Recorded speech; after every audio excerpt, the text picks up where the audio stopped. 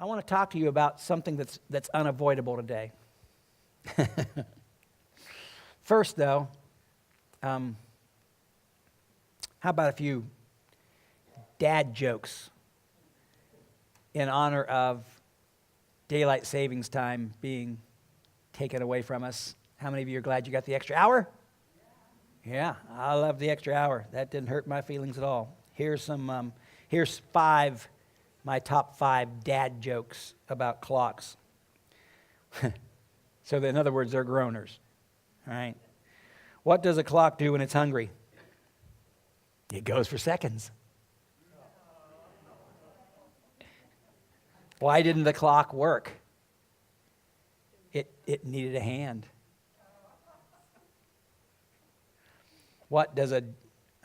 At what time does a duck wake up? At the quack of dawn. You're allowed to guess. How do you know if your clock is crazy? Yeah, there you go. Cuckoo, cuckoo, cuckoo. What time is it when you find an elephant in your car? It's time to get a new car. Yeah, that's a good one. Now, this isn't a clock one-liner, but I liked this one. So it's just one of those one-liners. My boss told me to have a good day. So I went home. Like that one. Most of you know that I respond to have a good day, which is said to us every time we go through the line at a store anymore. Just seems like everybody always says, have a good day. And when someone says, have a good day, I always respond with, it's unavoidable. And that's because I believe that every day is made by God, and I believe that if the day was made by God, then he made a good day. I don't think he made bad days and so-so days. I don't think he ever pulled a day out of the day of and went, ooh, that's a little burnt. Well, I'll just send it on in. That's not who God is. And so a lot of times I'll say, it's unavoidable to that statement, have a good day. I'll just smile and say, it's unavoidable. And sometimes they'll look at me. Sometimes they just keep doing their thing because they got a job, Sometimes they look up at me and go, well, I'll sometimes explain it. This is the day that the Lord hath made. He gave you a good day today. And it gave me a good day, and I'm not going to let anybody mess it up. I'm going to take the day. It's my day. It's a day that he gave to me. I'm not going to let anybody mess this day up.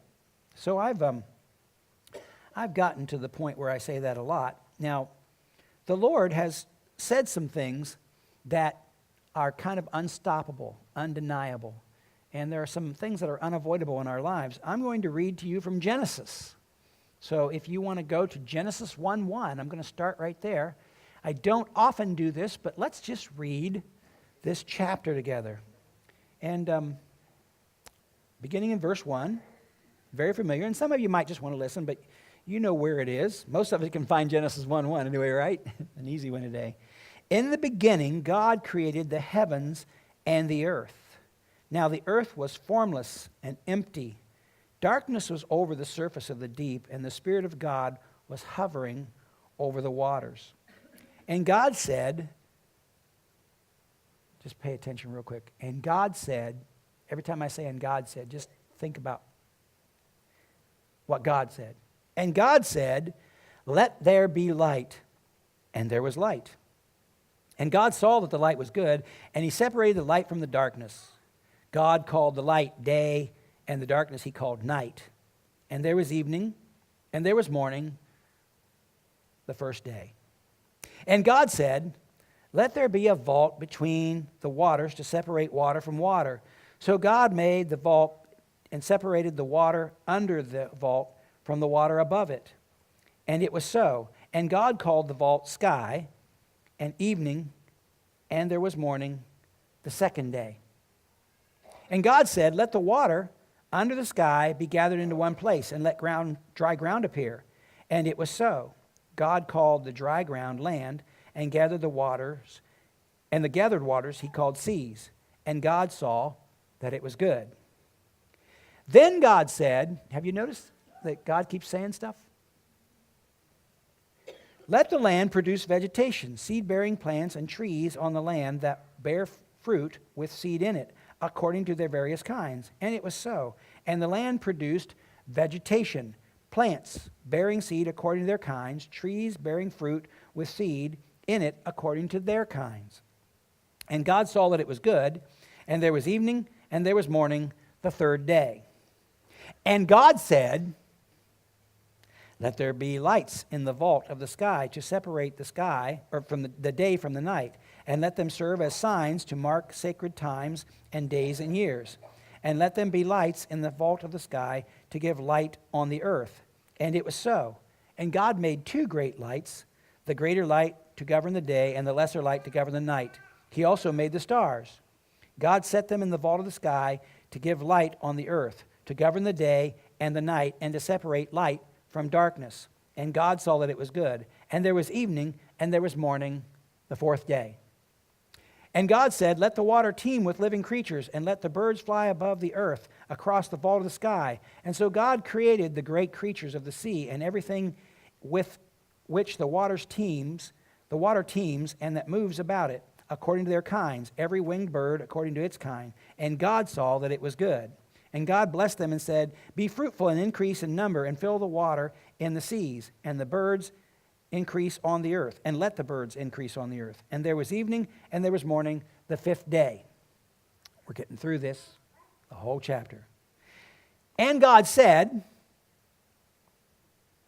and let the land produce living creatures according to their kinds, the livestock, the creatures that move along the ground, and the wild animals, each according to its kind. And it was so. And God made the wild animals according to their kinds, the livestock according to their kinds, and all the creatures that move along the ground according to their kinds. And God saw that it was good. What's the next line? And God said, there's a theme here.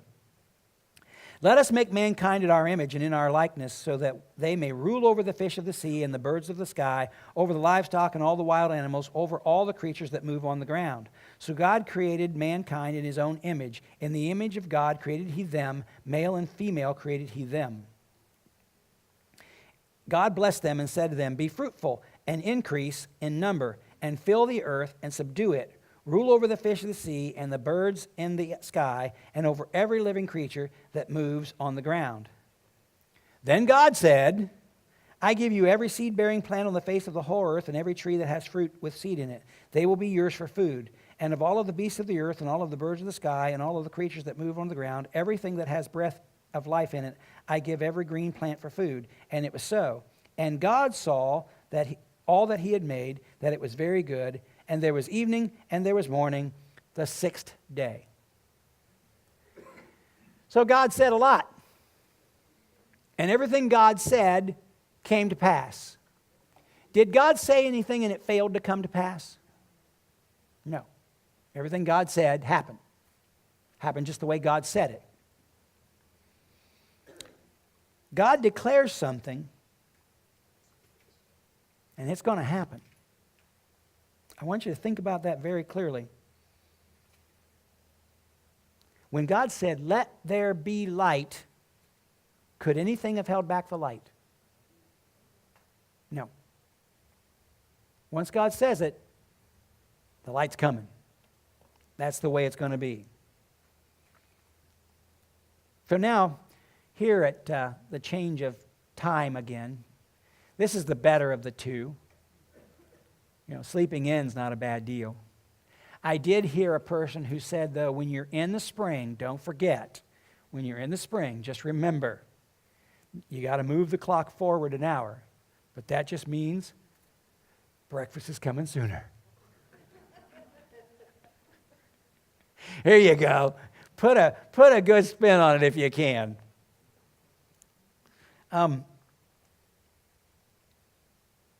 Have you ever wanted to stop the day from coming? I think probably all of us have had days that we were looking forward to, couldn't wait till they got here. People are counting down Christmas right now. Who knows? How many days till Christmas? What? Nobody's going to tell me.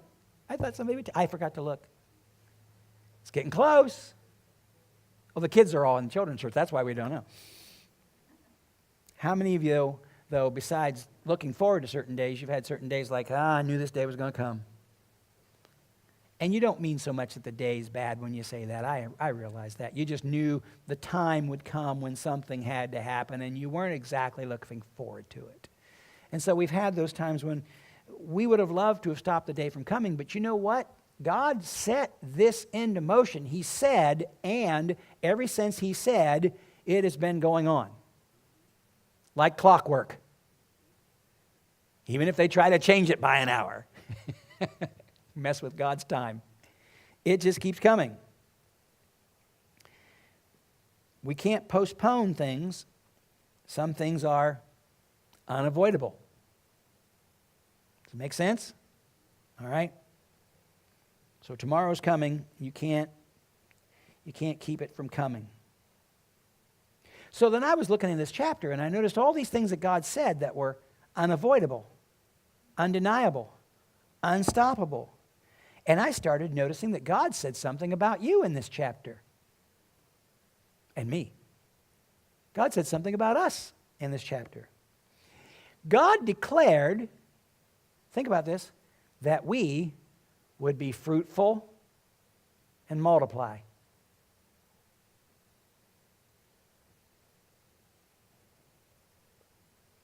We were created to bring forth increase on the earth.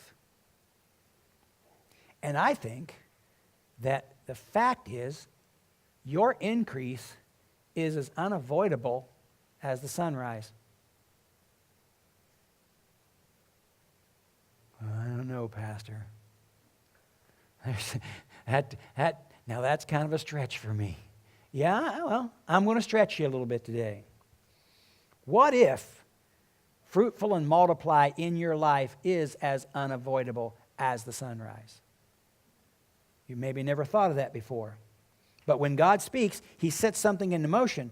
And something that God sets into motion will become a reality.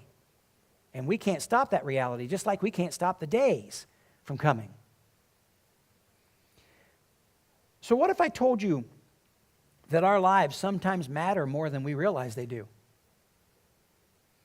What if I told you that sometimes the way we look at our lives, we think that, well, I'm not important or what I do isn't important. Remember earlier when we were doing the offering reading and I said, hey, pay attention to this offering reading today. I am powerful and what I believe changes the world.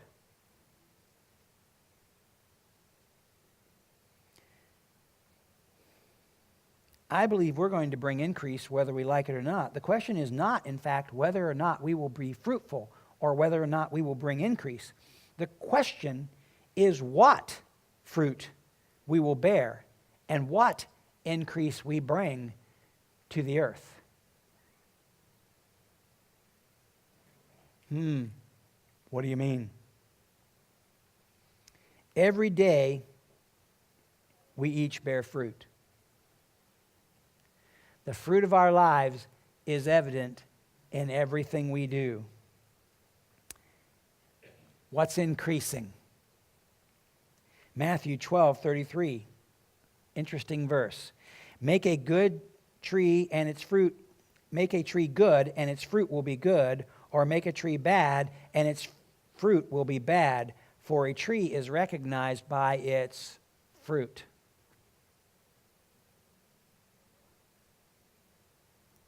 This verse points out a simple reality. Fruit happens. There's another bumper sticker, but we won't talk about that. But fruit happens. It's the nature of everything to bear fruit, in a sense, to increase, to bring forth something. As long as we are living, we will naturally bring forth fruit of our lives. Jesus wasn't making this point about apples and oranges, by the way. He was making this point about us. The very next verse after the one I just read says, "You brood of vipers, how can you who are evil say anything good? For the mouth speaks what the heart is full of." Whatever's going on in here is going to get out of here. That bothers me because sometimes I hear things coming out of my pie hole and I'm thinking, hey, Hey, hey, hey. Straighten up. You, right there, you. Straighten up.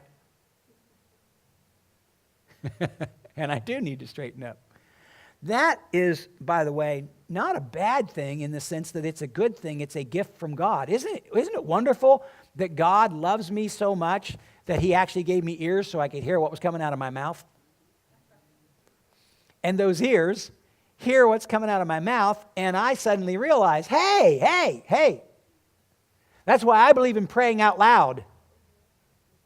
Some people say, can you pray in just your heart? I found 2 places in the Bible where prayer wasn't out loud.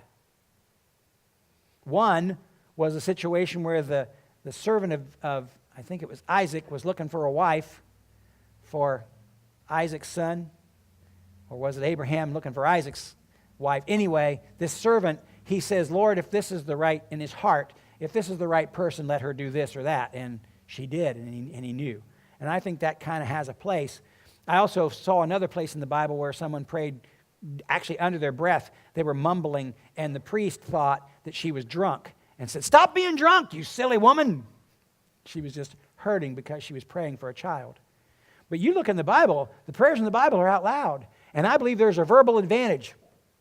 When we talk out loud, we hear ourselves say, I've been praying before, and I said something, and I went, wait a minute, Lord. Let me think about what I just asked for right there. That might not have been the most brilliant prayer I've ever prayed. So I'm careful. I'm careful to listen to what's coming out of my mouth. And it could get better. By the way, sometimes stuff comes out of my mouth and my wife listens to it. And then she tells me, that was stupid. Why did you say that? Wives are awesome.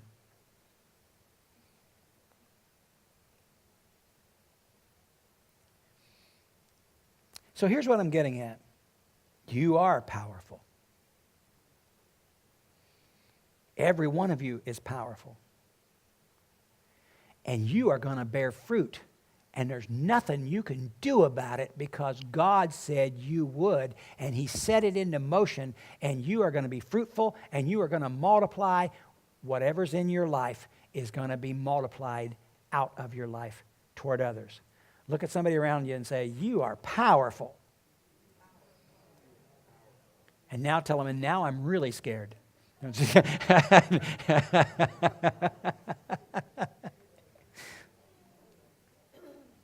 You know, here's the thing. When we're unaware of the power, then we don't understand what might be going on in our lives.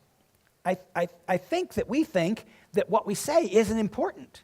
Or what we do even sometimes isn't important. Nobody will care anyway.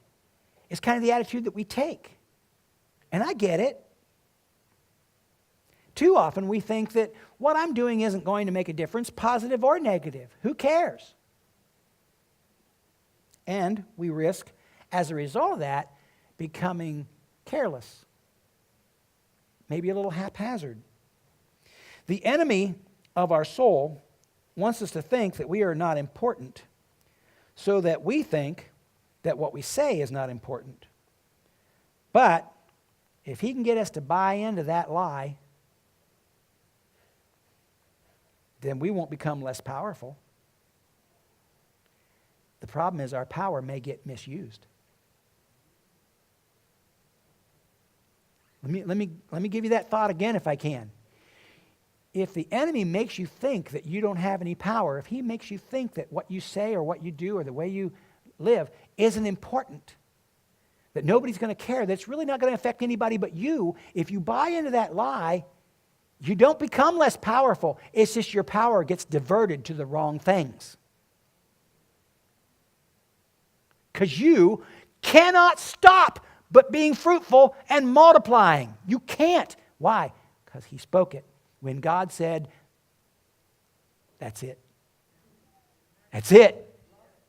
I don't care where you are in life. I don't care what stage you are in life.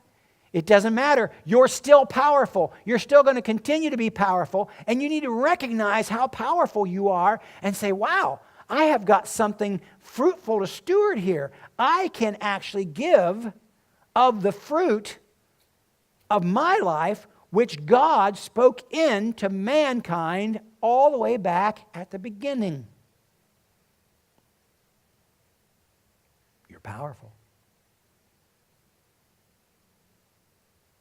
And your power is not getting less. See, that's another way the enemy does that. He tries to make us think that we're marginalized. He tries to think this person no longer listens to me, so what I say doesn't matter, or this doesn't matter anymore, or I don't have this job, or I'm not doing this, or I'm not there, or I'm not, just, and we belittle ourselves. But we don't be little, we be big. Yeah, we be big. Because God declared it, and it's not going to change. Just a couple of verses after that, or earlier than those last two verses I shared with you in Matthew 12. In verse 30 it says, "Whoever is not with me is against me, and whoever does not gather with me scatters."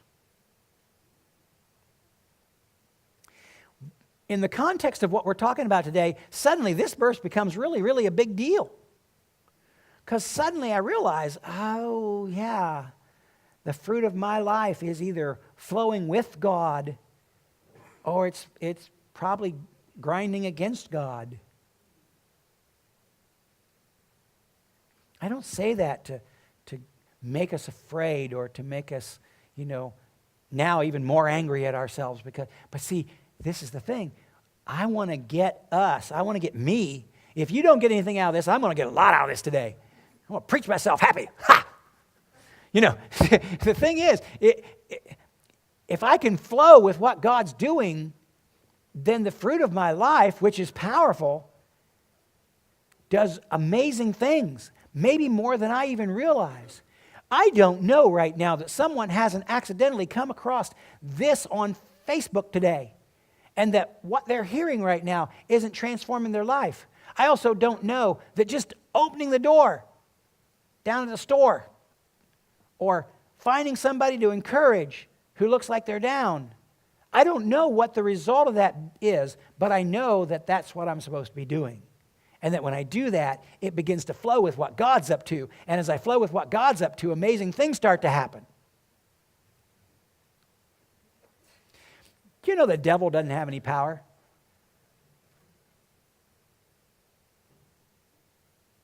Jesus got it all. All power, he says, is given to me. All authority. You say, what do you mean the devil doesn't have any power? Well, the devil does find power, but he doesn't really have any. He finds it. He gets us to cooperate with him. He cons us. He uses what belongs to us that was given by God to help accomplish his purposes.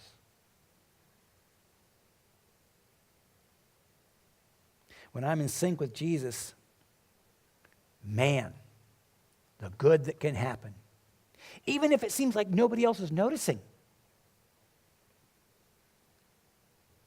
But when I'm out of sync, I'm still a powerful person. When I'm out of sync, what he made me to be, fruitful and multiply, keeps happening. It's just now I'm multiplying yucky stuff. I can't avoid being powerful. You can't avoid being powerful. Nudge somebody next to you and say, you can't avoid it. It's unavoidable. It's unavoidable. You're going to go out of here and you're going to be powerful. You're already right here being powerful. Psalm 34,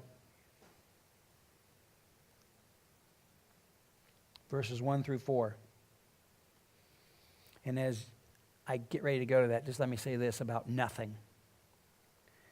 I cannot sit back and do nothing because my nothing will even bear fruit and increase, making more nothing. Psalm 34, verses 1 through 4. I will bless the Lord at all time. His praise shall continually be in my mouth. My soul shall make its boast in the Lord. The humble shall hear it and be glad.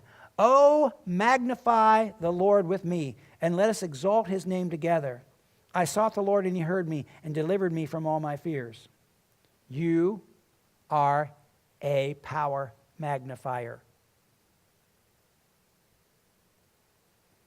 When you let your power be used to magnify the Lord, you give increase that is beyond your imagination, beyond your ability to comprehend. You are crazy powerful. So what are you going to magnify? We live in a time in this country where there are a whole lot of people that are magnifying all sorts of things. And we're getting ready to come up on election. And by the way, I don't know if you need any further thought for election purposes.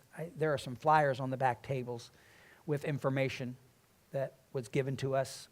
And whether that information is perfect or not, I do not know, but I encourage you to read all you can and decide what you're going to do. And I do encourage everybody to vote. I did already. We've gotten in the habit of doing absentee voting. I call it voting in a coffee. You can just sit back, have a nice hot something or other, look at what's on the ballot, take your time, fill it out, make it look really nice. Don't use a felt marker, though, it bleeds through. Anyway, just saying. Not that I did that. Okay. But it's really important, and you are powerful. Your vote's powerful. But we live in a time where all sorts of messages are out there, aren't there? And a lot of people are magnifying a lot of things. Social media magnifies a lot of things, makes it, you know what a magnifying glass does, right? It brings it up closer. I'm like anybody else. I like to post a funny thing to Facebook now and then. I like funny stuff. Funny's good. I like to make people laugh. But I got to be careful. Sometimes I get a little chippy. And I say something maybe that I'm not sure that was the best thing for me to magnify. There's a lot of people out there that are magnifying all sorts of things. I want to be a magnifier of the goodness of God. This world's desperate for people who magnify the goodness of God, who magnify all that God can do for everybody around them. And that's why we live in such a powerful time. You are going to magnify something.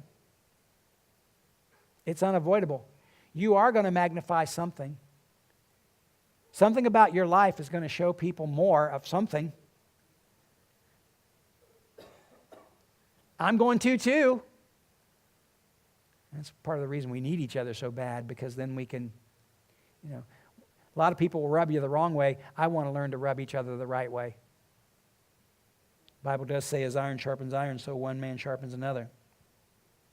So, I just want you to know, you are powerful. You are powerful. Beth, you are powerful. And those cupcakes with the little sprinkles of bacon on top, man, was that powerful. That was powerful. Do any of you have those? Oh, man, those were just so good. Ow! Well, look at the smiles on the faces of people. I brought that up, and people are smiling. You don't think that's powerful? Now, some of you are like drooling. You're like, I'm ready for that. Bob, you're powerful. I really appreciate you jumping up here the last few weeks and just filling in holes for us and everything. He's a powerful man. Yeah, come on. Praise God. Julie, you're powerful. You've helped a lot of people enter into a level of freedom that they wouldn't have had otherwise had they not come in and done sozo. And that's powerful. And those who've worked with you, thank you. Thank you. And our church may not be filled with people who had that experience. It's funny, so many people come to our church from outside of our church, and experience that. But it's powerful. It's made a difference in the kingdom. Sue, you're powerful. You're a big deal. How many of you know Sue's a big deal? Yeah. She is. And the more she realizes what a big deal she is, because God said you were, not because it wasn't anything you did. It wasn't anything I did that got me in this spot. We don't, but God, He says things and then things happen. It's amazing. It's amazing. Kurt, you're amazing. And he's come here so many times over the years. All the years that I've been here, Kurt's been the guy who helped make sure our computer stuff worked. And we made sure it didn't work a lot of times, didn't we? Oh, man. Just download the wrong thing, and the next thing you know, whoop, Kurt, help. I could go around this room and talk about every one of you, because I know something about every one of you. And I don't know the full story, but you're more powerful than I could ever begin to say. You're more powerful than I could ever begin to explain. I don't know that you understand or I understand seriously how unavoidable the fruit of our lives is and how powerfully it is going to come forth. No matter what we do, we cannot stop it. And by the way, that's why I'm desperate. Oh, Lord, help me stay in line with you. Help me stay lined up with you, because my life is going to do something powerful, and I want it to be you. I want it to be the Lord. I don't want to be I don't want to be known as that guy who's down at the corner, whose voice carries, and who is yelling on a summer day at some poor kid in a convertible who was texting and not moving, and the light was green.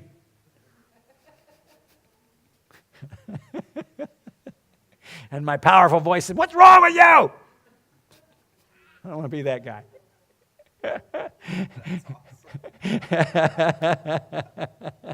How many of you have that problem sometimes? Confession's good for the soul. I want you, listen, I want you to be the one who knows that they are powerful. I want you to be the one who knows they are powerful. Not that you go around thinking you're all that in a bag of chips because of it, but that you realize, I'll just tell you this. People who are powerful, who really are powerful, when they get around other people who are powerful, they stay humble because they realize the power of the other people. People who aren't powerful, but they get around powerful people, they want to be, I'm important, notice me. When you know you're powerful, you carry it with humility, and you recognize, I have to be careful about stewarding this and doing it in the right way.